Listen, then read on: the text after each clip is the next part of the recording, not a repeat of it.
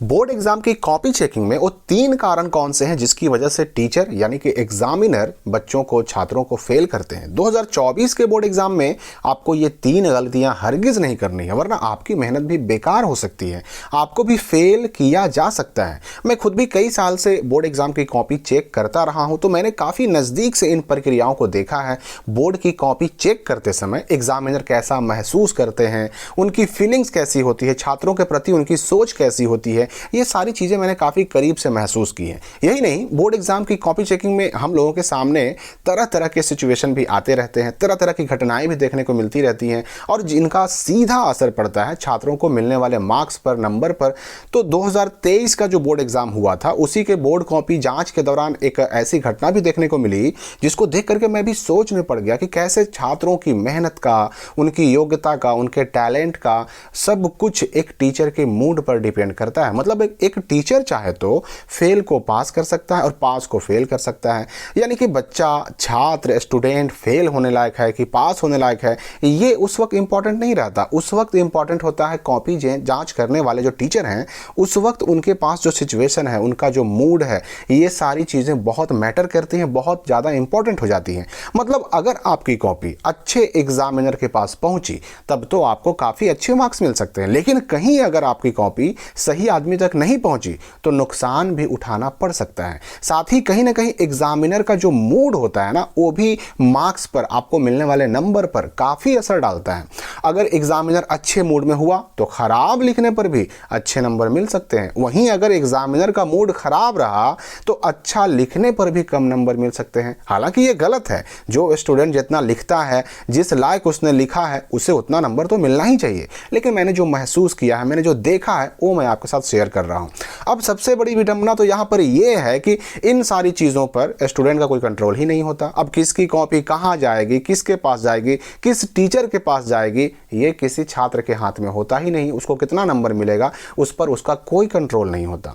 तो अब हम बात करते हैं उन 3 कारणों की जिनकी वजह से बोर्ड एग्जाम में छात्रों को फेल किया जाता है। देखिए, सबसे पहला कारण जिसकी वजह से बोर्ड एग्जाम में एक छात्र फेल होता है या फिर टीचर उसे फेल करते हैं, वो ये है कि अगर छात्र ने अपने बोर्ड एग्जाम की कॉपी में जितने सवालों का जवाब उसे देना है उतना लिखा ही नहीं, यानी कि जितना पासिंग मार्क्स होता है, अगर उसने पासिंग मार्क्स प्राप्त करने लायक, हासिल करने लायक आंसर अपने कॉपी में, आंसर बुक में लिखा ही नहीं, तो सिंपली वो फेल होगा, क्योंकि उसको पासिंग मार्क यानी कि पास करने लायक नंबर मिल ही नहीं पाएगा।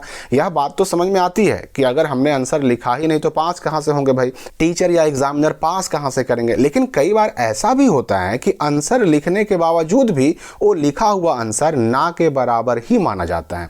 तो अब आप सोच रहे होंगे कि भाई ऐसा कब होता है, तो यह तब होता है जब आपके लिखे हुए आंसर को एग्जामिनर पढ़ नहीं पाता। मतलब जब आपकी राइटिंग बहुत ज़्यादा खराब होती है, उस समय आपका आंसर लिखना या ना लिखना बराबर होता है और ऐसे केस में भी आपको नंबर नहीं मिल पाते, आपको फेल कर दिया जाता है। अब दूसरा कारण जिसकी वजह से बोर्ड एग्जाम में जो एग्जामिनर होते हैं वो बच्चों को फेल करते हैं, वो यह है कि जब आप आंसर लिखने के बजाय या तो फिल्मों की कहानियां लिखते हैं या फिल्मों के गाने लिखते हैं, डायलॉग लिखते हैं, शायरी लिखते हैं या उल्टा सीधा कुछ भी लिख डालते हैं, कहानियां वगैरह, कविताएं वगैरह लिख डालते हैं, तो ये चीज़ बहुत ज़्यादा नुकसान पहुंचाता है। देखिए, ये शायरी हो, फिल्मों के गाने हो, डायलॉग हो, ये सब एक पल को तब चल जाता है जब आपके एग्जाम की कॉपी में बाकी आंसर सही लिखे हुए हों। मतलब अगर आपने सारे सवालों का सही जवाब दिया है, 1-2 आंसर में यह काम किया है, ये गाने, फिल्मों के डायलॉग वगैरह लिखे हैं, तब तो एक आध बार हो सकता है कि आप पार हो भी जाएं, नुकसान ना भी हो। लेकिन अगर आपने आंसर कहीं लिखा ही नहीं, पूरी कॉपी में यही फिल्मों के गाने, डायलॉग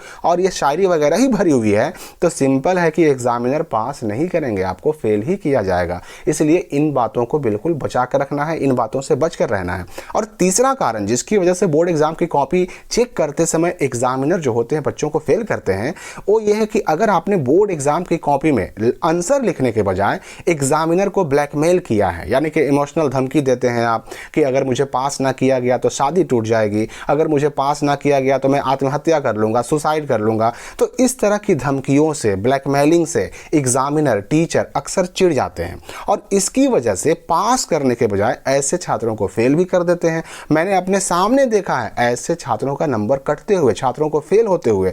तो आपको ये काम बिल्कुल नहीं करना है। अगर आपको किसी क्वेश्चन का जवाब नहीं आता, किसी सवाल का आप आंसर नहीं लिख पा रहे हैं, याद नहीं है, तो उसका भी लिखने का तरीका है जो मैंने अलग से एक वीडियो में बताया है, उसका आपको लिंक जो है वीडियो का डिस्क्रिप्शन में और कमेंट में मिल जाएगा। या फिर कॉपी कैसे लिखते हैं, उसमें 100 में 100 नंबर लाने के लिए क्या करना पड़ता है, उसके लिए भी अलग से वीडियो बना हुआ है, वो भी आप कमेंट और डिस्क्रिप्शन में देख सकते हैं। तो इन बातों का ध्यान रखिए, आपको नंबर हर हाल में मिलेगा और इन 3 गलतियों से बिल्कुल बच करके रहें, आपको नुकसान बिल्कुल नहीं होगा। तो आपके बोर्ड एग्जाम की शुभकामनाओं के साथ विदा लेते हैं और मिलते हैं अगली वीडियो में।